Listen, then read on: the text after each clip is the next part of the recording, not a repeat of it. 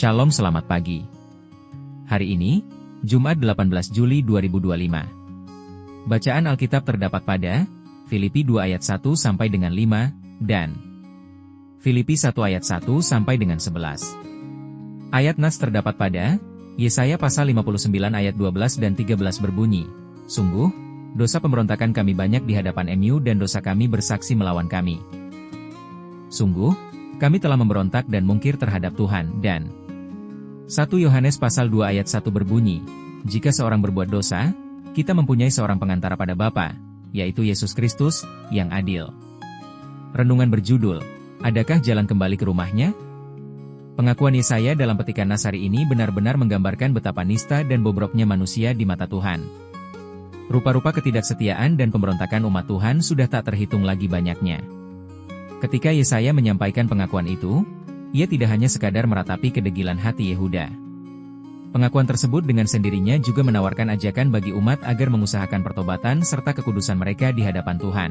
Jika kita merenungkannya lebih jauh, menjadi jelas bahwa kenyataan yang mengemuka dalam konteks masyarakat Yehuda pada masa itu secara tidak langsung juga mengekspos kefasikan demi kefasikan manusia yang masih berlanjut hingga detik ini. Menggunungnya kejahatan, ketidakadilan, dan kelaliman manusia seakan telah menutup peluang bagi terjalinnya kembali hubungan baik antara Tuhan dan umatnya. Adakah jalan kembali ke rumahnya? Di tengah kekalutan inilah kita mengenal pribadi Yesus sebagai sang pengantara yang adil. Melalui pengorbanannya, ia telah menjembatani relasi di antara Bapa dan manusia.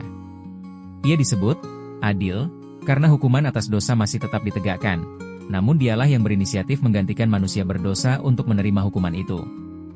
Dalam pribadi Yesuslah kita mengenal hati Bapa yang rindu untuk merangkul kembali anak-anaknya yang terhilang. Ribuan tahun telah berlalu semenjak Yesaya mengumandangkan pengakuan atas dosa-dosa Yehuda. Kini, dosa dan pemberontakan itu ternyata belum kunjung mereda. Ketika pemberontakan itu justru semakin meradang, adakah kita berefleksi dalam hati kita? Mau berapa kali lagi Yesus mati bagi kita? Memang, Tuhan tidak pernah menuntut imbalan maupun balas jasa atas kasih dan pengorbanannya di dalam Kristus Yesus. Namun setidaknya kita dapat terus mengupayakan terpeliharanya hubungan baik dengan Bapa di surga. Karena itu, belajarlah untuk tidak menyia-nyiakan kemurahan dan keadilan Tuhan atas hidup kita yang bergelimang dosa ini. Cukuplah kasih karunia Kristus yang telah mati tersalib sekali untuk selamanya. Doa, karena pengorbanan MU, ya Yesus, telah kudapati lagi jalan menuju ke rumah Bapa. Kini mampukanlah diriku agar tetap setia menapakinya. Amin.